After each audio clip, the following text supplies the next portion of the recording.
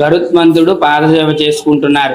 శ్రీకృష్ణమూర్తి వారు దశావతారాలు, మత్స్యావతారం, కూర్మావతారం, వరాహవతారం, నారసింహావతారం, వామన అవతారం, పరశురామ అవతారం, రామ అవతారం, బలరామ అవతారం, బుద్ధ అవతారం, కలిక అవతారం.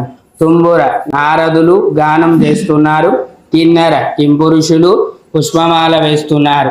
ఆదిశేషు పడగ విప్పినట్టుగా రంభ ఊర్వశి నాట్యం చేస్తున్నట్టుగా ఉంటుంది. ముందు కేశవ రూపం, వెనక జగన్మోహని ఆకారం, వెనక రూపం చామంతి పువ్వు కురులు ముడేసుకున్నట్టుగా ఉంటుంది, ఆడవాళ్ళు ముడేసుకున్నట్టుగా. చేతులకు దండగడియాలు, పుట్టుమచ్చ తెల్లగా పొడుగ్గా కనిపిస్తుంది. పుట్టుమచ్చిది పద్మనే జాతి శ్రీలక్షణం, తెల్లగా పొడుగ్గా ఉంటుంది పుట్టుమచ్చ. కాళ్ళకు అందేలు, గజ్జెలు. ఈ వెనక జగన్మోహని ఆకారం, ముందు కేశవ రూపం. రెండు రూపాలతో విష్ణుమూర్తి అవతరించారు. దేవతలకు రాక్షసులకు అమృతం పంచిపోయినప్పుడు జగన్మోహని అవతారం ఎత్తారు. అమృతం పంచబెట్టేసి స్వామి రథం మీద వస్తూ ఉంటారు విష్ణుమూర్తి. ఈ ప్రాంతానికి వచ్చేసరికి రథం చక్రం వంటి శీల రాలిపోయి రథం ఆగిపోతుంది. ఏంటి రథం ఆగిపోయిందని స్వామి వెనక చూసేసరికి ఈ జగన్మోహని ఆకారాన్ని శివుడు మోహింపడి వెంబడొస్తూ ఉంటాడు. ఈ మోహిని ఆకారాన్ని శివుడు మోహింపడి వెంబడొస్తూ ఉండగా మన నిజ స్వరూపం చూపిస్తే గాని ఈ శివుడు ఆగేట్లేడని విష్ణుమూర్తి వెనక మోహిని ఆకారంతో, ముందు కేశవ రూపంతో ఇక్కడ అవతరించారు విష్ణుమూర్తి.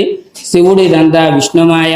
ఇంతవరకు వచ్చామనుకుని శివాలయం ఉంటుంది. ఈ దేవాలయం ఎదురుగా శివాలయం. ఉమా కమండేశ్వర స్వామిగా ఆ స్వామి అక్కడ వెలిసారు, ఈ స్వామి ఇక్కడ వెలిసారు. అందుకే క్షేత్రంలో ఎదురు బదులుగా ఉంటాయి శివకేశుల ఆలయాలు, స్వయంభూ క్షేత్రాలు.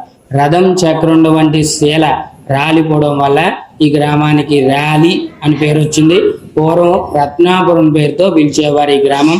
ఈ దేవాలయం 11వ శతాబ్దంలో చోళ మహారాజులు ఆలయ నిర్మాణం చేశారండి. అప్పటికే అవతరించారు స్వామి ఇక్కడ స్వయంభుక్తంగా అవతరించారు. అంతా కూడా సాలగ్రామశిల ఏకశిలా విగ్రహం స్వయంభూ అనమాట.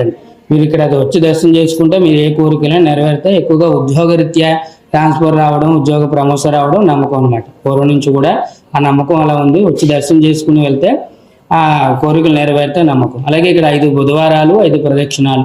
స్వామికి ఇష్టమైన రోజు బుధవారం అనమాట ఇక్కడ. అందుకే మీరు ఏదైనా కోరుకుంటే 5 బుధవారాలు వచ్చి 5 ప్రదక్షిణాలు చేసుకుని వెళ్ళాలి. 5 వారాలు పూర్తయిన తర్వాత మీరు ఇక్కడ మాస కళ్యాణం అవుతుంది. ప్రతి నెల కూడా శ్రావణ నక్షత్రం రోజున స్వామి కళ్యాణం అవుతుంది.